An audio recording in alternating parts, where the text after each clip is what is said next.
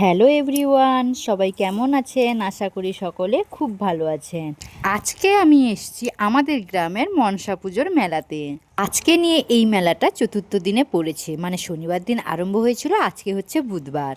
আর আমি এই গত 3 দিনে একবারও মেলার মুখ দেখিনি। আসলে আমাদের ঘর থেকে একটু ভেতরের দিকে ঢুকে যেতে হবে, তার জন্য আর যাওয়া হয়নি।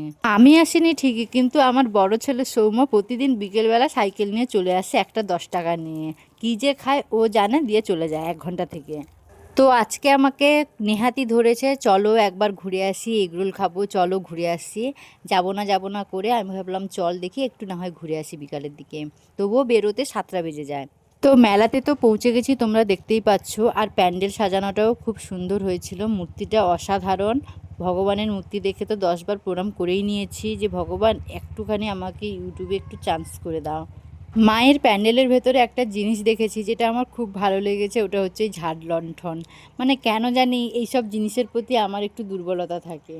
এই মনসা মেলাটা বৈশাখ মাসে এখানে প্রতি বছর হয়ে থাকে। আর এখানে 3 দিন ধরেই অনুষ্ঠান হচ্ছে, সাংস্কৃতিক অনুষ্ঠান, ড্যান্স গ্রুপ, সাথে খেলাধুলোও হচ্ছে বিকেলবেলা। আমরা যখন এক্ষুনি এলাম অনেকগুলো খেলা হয়ে গেছে, আর এখন হাঁড়ি ভাঙা প্রতিযোগিতাটা হচ্ছে। গত 2 দিন যে ফাংশন হয়েছে, ড্যান্স গ্রুপ হয়েছে, আমি কোনোটাতেই আসতে পারিনি। আসলে আমাদের বাড়িতে গুড্ডু আছে তোমরা জানো, আর গুড্ডুকে নিয়ে এতক্ষণ বসে থাকাও সম্ভব নয়, এই জন্য আসা আর হয়নি। তো আজকে এখানে অনুষ্ঠান আছে, অর্কেস্ট্রা, অনেক নামি দামি শিল্পীরা আসবে, কিন্তু আমি দেখতে পাবো না, কারণ এত রাত অবধি বসে থাকা আমার পক্ষে অন্তত সম্ভব না। তবুও বাড়ি ফিরে একটু ভাবছিলাম যে গুড্ডুকে নিয়ে না হয় চলে যাব, আর কাউকে নেব না। কিন্তু গুড্ডু ঘুমিয়ে যেতে আমারও ঘুম চলে এসছে, এই জন্য আর যাওয়া হয়নি। মেলায় অনেক দোকান এসছে, যেরকম এগরোল দোকান, চাউমিন দোকান, লস্যি দোকান, সাদা জিনিসের দোকান।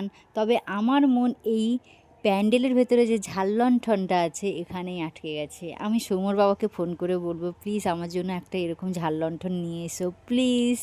আর সব শেষে আমার এই মনসা মাকে বলতে চাই, মা গো, তুমি কি দেখতে পাও না মা, যারা খারাপ কাজ করে, কূটনীতি করে, ওদেরকেই তুমি ভালো রেখেছো। আর যারা কিছুই করে না, ভাবে ভালোভাবে বাঁচবে, ভালোভাবে থাকবে, তুমি তাদের ভালো থাকাটা কেড়ে নাও কেন মা? সেখানে আমি, গুড্ডু, সৌম্য, আমার বোন আর বোনের মেয়ে গেছিলো। আর সেখানে প্রচুর ডিজে বক্স বাজছিল, সেই জন্য আমাদের গুবলি একেবারেই থাকতে চাইছে না, মানে আমার বোনের মেয়ে, ও একেবারেই থাকতে চাইছে না, ওর জন্য ঘন্টায়ও যায়নি, আমরা চলে এসেছি।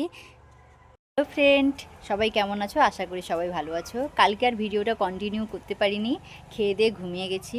আর কালকে মেলা থেকে কী নিয়ে এসেছিলাম জানো তো? এগরোল নিয়ে এসেছিলাম, সেটাই খেয়ে সবাই ঘুমিয়ে গেছি। আর তোমাদের ভাবছিলাম যে কালকে এসে ভিডিওটা কন্টিনিউ করব, কিন্তু আর হয়নি। আর বাচ্চা কাচ্চার ঘরে তোমরা তো বুঝতেই পারছো, এতগুলো বাচ্চাকে নিয়ে একটা সংসারে থাকা মানে কতটা জ্বালা যন্ত্রণার ব্যাপার। তো আজকের ভিডিওটা এখানেই শেষ করছি। সকলে ভালো থাকবে, সুস্থ থাকবে, আর ভিডিওগুলো ভালো লাগলে অবশ্যই লাইক কমেন্ট করবে।